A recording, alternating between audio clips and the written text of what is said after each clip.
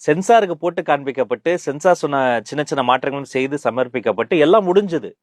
முடிஞ்ச படத்துக்கு வேலை முடிஞ்ச படத்துக்கு இஷ்யூ பண்றது மட்டும் தான் பாக்கி. அந்த சர்டிபிகேட் கையில கொடுக்கணும்ல, அதை கொடுக்க மாட்டாங்க. என்ன பிரச்சனை? ஒன்றிய அரசு கீழே வருது தமிழ்நாடு திரைப்பட தணிக்கை துறை. இந்த சிபிஎஃப்சிங்கிறது சென்ட்ரல் கவர்மெண்ட் கீழே இருந்தாலும் தமிழ்நாட்டை சேர்ந்தவங்க உறுப்பினரா இருப்பாங்க. ஒரு சேர்மன் அவர் கீழே நிறைய உறுப்பினர்கள், அது ஒரு அமைப்புன்னு வைங்களேன். அது 20s ஆரம்பிச்சு 50sல அது வந்து சினிமாட்டோகிராஃபி ஆக்ட் எல்லாம் கொண்டு வந்து இயங்கி வர அந்த அமைப்புல தமிழ்நாடு அரசு, திமுக அரசு அவங்க இன்ஃபுளுன்ஸ்ல சென்ட்ரல் கவர்மெண்ட் பயப்படுதா, இல்ல சென்ட்ரல் கவர்மெண்ட் இன்ஃபுளுன்ஸ்ல இவங்க பயப்படுறாங்களா? இவரு வாசிக்க அவங்க ஆட இவங்க வாசிக்க தில்லானா மோகனம் போல சொல்ற மாதிரி ஏன்பா ஒரு பட சென்சார் சர்டிபிகேட் கொடுக்கறது கூட பயந்து நான் இப்பதான் பாக்குறேன். மிகப்பெரிய பயத்துல இருக்கிறாங்க. எவ்வளவு தாமதிக்க முடியுமோ அவ்வளவு தாமதிக்கிறாங்க. எல்லா வேலையும் முடிந்து நீட்டா கிளீனா யூபாரே சர்டிபிகேஷன் இருக்கக்கூடிய ஒரு படத்துக்கு கையில சென்சார் கொடுக்கறதுக்கு பயப்படுறாங்க. இது முதல் முறை இல்ல. சரித்திரத்தை புரட்டி பார்க்கிற பொழுது எம்ஜிஆருக்கு இதே கொடுமையை தான் பண்ணாங்க. அதிமுக உதயம் ஆயிருச்சு. உலகம் சுற்றும் வாலிபன் ஒரு படத்தை புரட்சி தலைவர் எடுக்கிறாரு. சிங்கப்பூர், ஹாங்காங்னு பல ஜப்பான்லாம் போய் ஷூட் பண்றாரு. அவரே டைரக்ட் பண்றாரு, அவரே நடிச்சிருக்கிறாரு. அப்படி ஒரு வரலாற்று சிறப்பு மிக்க ஒரு பெரிய எஃபர்ட்ஸ் போட்டு எடுத்த படத்தை ரிலீஸ் பண்ண விடாம எவ்வளவு பிரச்சனை பண்ணாங்களோ, அதே அன்னைக்கு எம்ஜிஆர், இன்னைக்கு நம்முடைய தளபதி.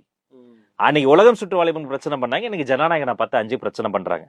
அன்னைக்கு உலகம் சுற்று வாலிபனுக்கு பண்ண எல்லா வகையான தடைகளை போல இதையும் பண்ணணும்னு அவங்க நினைச்சு ஒரு கனவுல ட்ரீம் வேர்ல்டுல வாழ்ந்துகிட்டு இருக்கிறாங்க. நீங்க கேள்விப்பட்டிருக்க மாட்டீங்க, சினிமால இருக்கவங்களுக்கு தெரியும், சூரட்டி அந்த போஸ்டர் ஒட்டுவாங்கல்ல, உலகம் சுற்று வாலிபன் ரிலீஸ் சமயத்துல போஸ்டருக்கான டாக்ஸ் ஒண்ணு போட்டு டாக்ஸ் இன்க்ரீஸ் பண்ணாங்க. அப்பவே எம்ஜிஆர் என்ன பண்ணாரு, மும்பைலயும் சிங்கப்பூர்லயும் போஸ்டர் பிரிண்ட் பண்ணி கொண்டு வந்து ஒட்டினார்.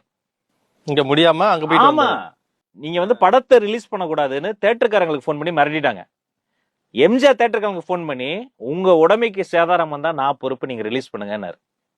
எல்லா காவல்துறைக்கும் வாய்மொழி உத்தரவு, எவ்வளவு கூட்டம் வந்தாலும் சரி யாரும் பாதுகாப்புக்கு போகாதீங்க, நீங்க கண்டுக்காம விட்டுருங்க அப்படின்னாங்க.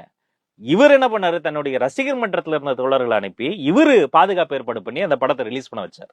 எல்லா தடைகளையும் தாண்டி உலகம் சுற்றும் வாலிபன் வென்றது, ரிலீஸ் ஆனது, உலகம் முழுக்க வென்றது.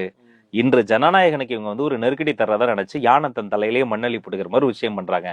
ஜனநாயகனும் வெளியாகும், உலகம் முழுக்க கொண்டாடப்படும். இது அன்று எம்ஜிஆருக்கு, இன்று தளபதிக்கு நடப்பது. வரலாறு திரும்புகிறதுன்னு இதை தான் நாம சொன்னா எல்லாரும் சில பேர் கோச்சுக்கிறாங்க. உண்மைதானே, அதை பத்தி தான் பயப்படுறாங்க. இல்ல இதுல